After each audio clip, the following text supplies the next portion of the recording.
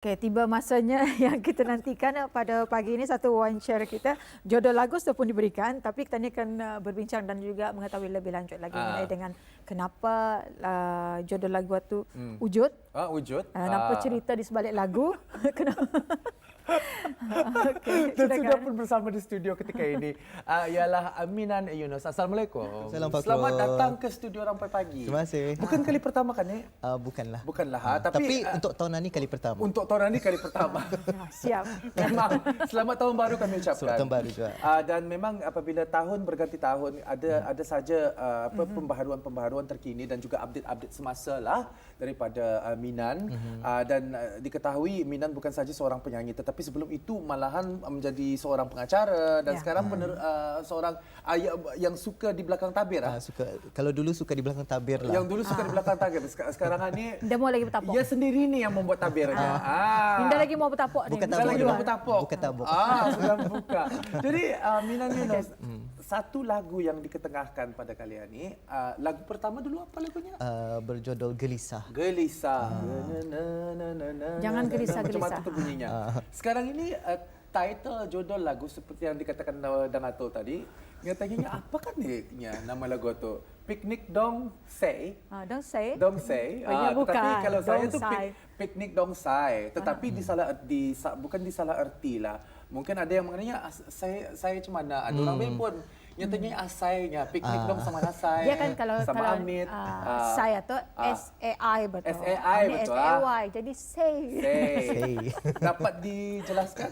Okey, sebenarnya tajuk lagu Piknik Dong Saya tu adalah singkatan daripada Pikirin Nikah Dong Sayang. Pikirin nikah dong, Dong sayang. Untuk pikirin nikah dong sayang. Janganlah aku dituju.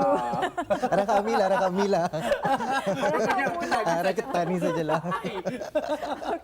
Okey. Jadi selalunya kalau di Indonesia kan Fakrul lah, Yes. diorang lebih suka singkatan-singkatan perkataan itulah. Jadi terhasillah Piknik Dong Saya tu. Itulah. Jadi genre yang Bawakan. digunakan pakai ada genre yang dipilih untuk piknik dong saya ni. Okey, sebenarnya genre ni adalah genre eksperimentasi lah.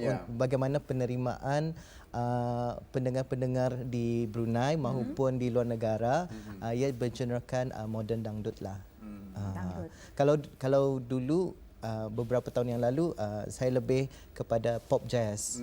Ini mencubalah bereksperimen. Tapi di kalangan masa ni memang banyak yang suka irama dangdut ni. Orang berbalik lagi semula minat dengan irama dangdut. Jadi apa sebenarnya message ataupun tujuan lagu berkenaan? Memanglah tadi kalau singkatannya memang I tak faham.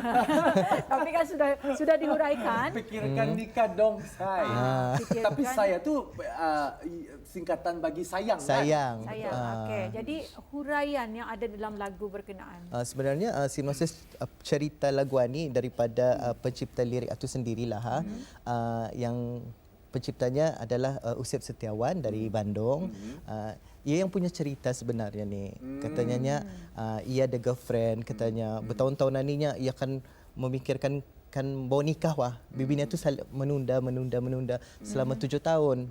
Jadi terhasil tah lagu tu kan nya abangnya, kalau abang bawa lagu ni katanya biar ada humoris sikit lah nya. Biar cali-cali lah lagu ni nya. Sekali sudah dinyanyikan terus macam terpaliklah sedikit. Minan ceritamu kan ni pasal kau nikah ni. Bukan. Sebenarnya bukan cerita aku cerita penulis lirik itu. tapi kalau dikomen tentang ini bukan cerita pribadi daripada penyanyi sendiri, tetapi ini memangnya cerita pribadi bagi semua orang sebenarnya. Semua orang. Semua orang pun ada dapat mengambil sedikit sebanyak pengajaran tu. Dang Atul jangan ketawa Dang Atul.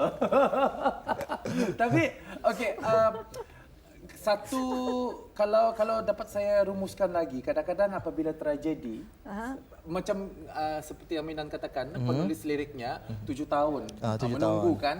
Jadi kiranya satu tragedi itu. Memang. Jadi apabila Nasib itu bukan jodoh lagu yang tragedi ya. Iya, tragedi apabila ditemukan dengan masa ataupun dengan waktu, ia akan menjadi humor. Ia akan menjadi humoris. Jadi walaupun tragedi dalam hakikat pengalaman, tetapi apabila disampaikan dengan lagu, ia akan menjadi satu hiburan atau sama humor. bentuk kenangan indah untuknya lah Dia aku sampai semaya ni. Macam itulah contoh. Proses rekamannya macam mana? Dapat Okey, cerita sedikit? proses rekamannya ia dibuat pada tahun 2019 sebenarnya. Ketika itu bertugas di Indonesia. Jadi ada manajemen ni menyuruh datang ke Bandung untuk membuat proses rakaman di sana, studio di sana lah. Jadi kalau di sana mengambil masa 3 hari saja kami di Bandung. 3 hari Untuk saja apa? untuk merakam sahaja. Pasal sebelum itu memang sudah ada ada awal sudah dari segi macam mana melodinya, macam mana liriknya, atau awal sudah tu dari bulan Ogos sudah awal sudah perancangannya tu. Jadi sudah sampai ke sana, kirakan macam untuk proses rakaman suara saja lagi lah. Macam Jadi itulah. adakah lagu ni sudah boleh didengar ataupun Memang sudah didengar.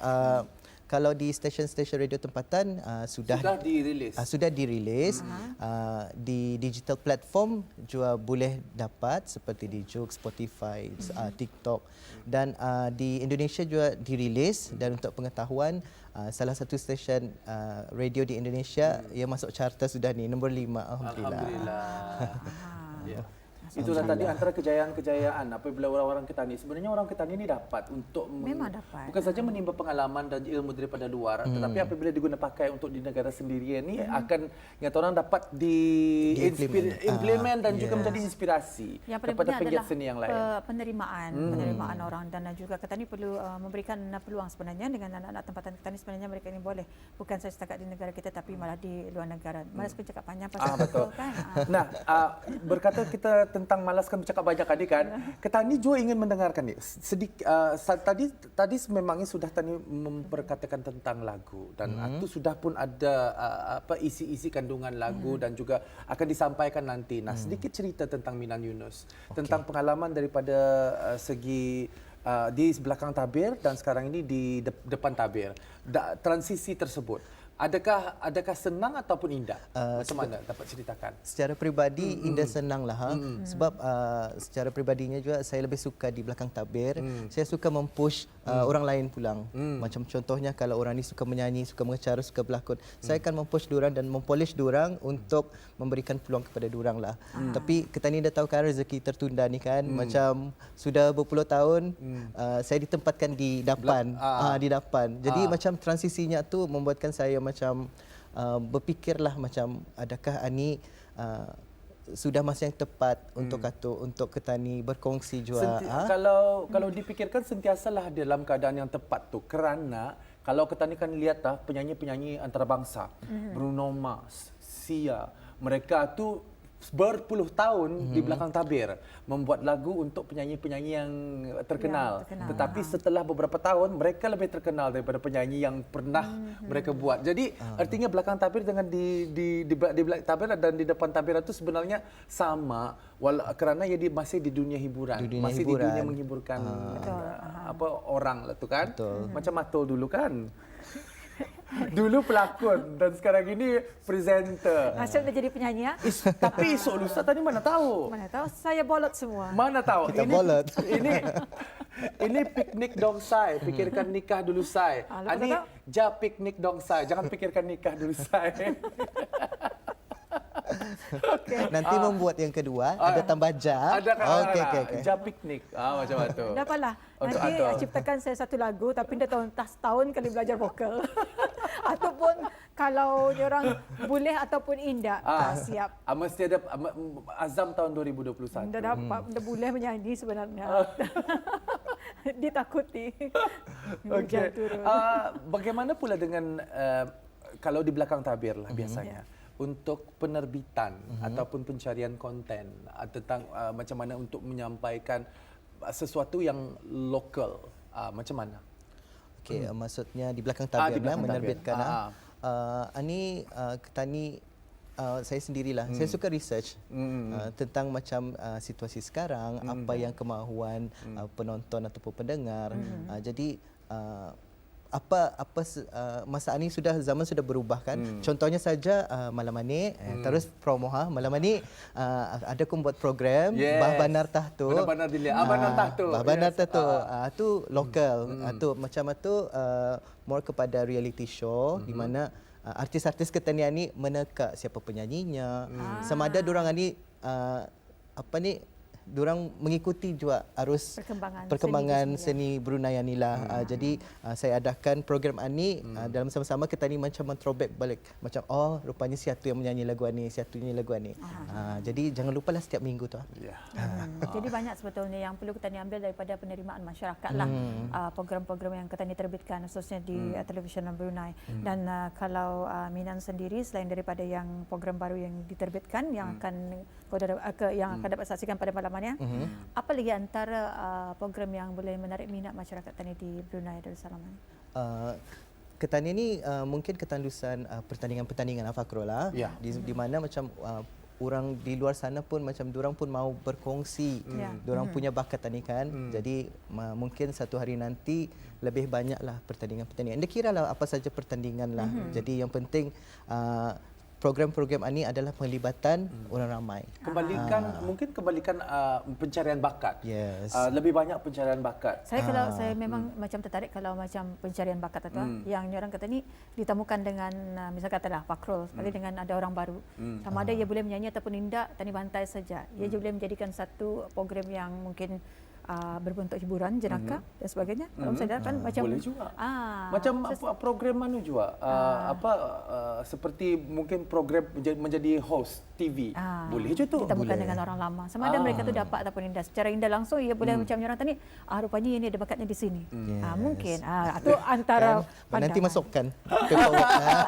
Tetapi bukannya kita akan melencong jauh ni. Walaupun tujuan benar bagi Minan Yunus pada hari ini ialah untuk mempromo lagu terbaru, tetapi juga seperti lagu-lagu Ketani pelbagai tetapi dinyanyikan oleh orang yang sama. Jadi Ketani pun lebih ingin mengenali personaliti Minan Yunus ini sebenarnya.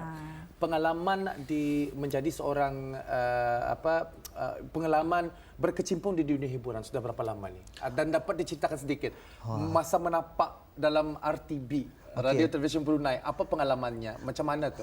Okey, kalau mula-mula sekali 1997 lama sudah ketika itu menjadi finalis Bintang Remaja. Finalis Bintang Remaja. Time tu ia punya tema dangdut je tu. Jadi selepas itu rezeki bukan arah nyanyian tetapi ke arah bidang pengacaraan. Sama ni juga dengan sama juga. Tunas Mekar. Memang sama. Tunas Mekar sama. Memang sama. Tapi, kalau Minan menapak tahun bila? Tahun 1997. 87. 97. Saya macam berapa umur 95. tu? 95. Tapi saya tu menari. Kalau saya dulu sebelum menapak di dunia penyiaran, saya menyanyi dulu di tahun agak akhir sedikit 2004. Talent Time. Di tahun 2004, setelah itu masuk ke National FM, setelah itu baru masuk ke dunia penyiaran Rampai Pagi. Jadi memang masing-masing ada basic melalui menjadi presenter dan sebagainya. Tapi dengan lagu ini yang Minan bawakan dan juga mencipta lagu ini, kenapa sebenarnya bagaimana penerimaan daripada Indonesia? Sebab seperti yang Minan katakan, ianya bertapak di sana, lagu itu didengar sudah di sana. Jadi penerimaan masyarakat daripada Indonesia macam mana? Alhamdulillah penerimaannya macam kalau sudah masuk carta tu kan. Macam sebenarnya tadi macam untuk bereksperimen saja. Macam mana penerimaan itu kan. Tapi alhamdulillah macam request dari pendengar di radio-radio itu pun macam kira menggalakkan lah. Adalah. Even macam di stesen tempatan kita ni kan macam request itu sentiasa ada wah. Kalau penyanyi dari negara barat dapat datang masuk ke negara kita ni, tidak salah kita ni dapat keluar. Dan juga kalau dilihat juga daripada segi senian ni sebenarnya dah ada bertapak sebenarnya. Dah bertapak luas. Di mana-mana saja dapat, kalau selagi itu diterima, selagi itu dapat disebarkan. Macam Rampai Pagi ini pun orang luar negeri pun dapat melihat. Memang. Yes, boleh.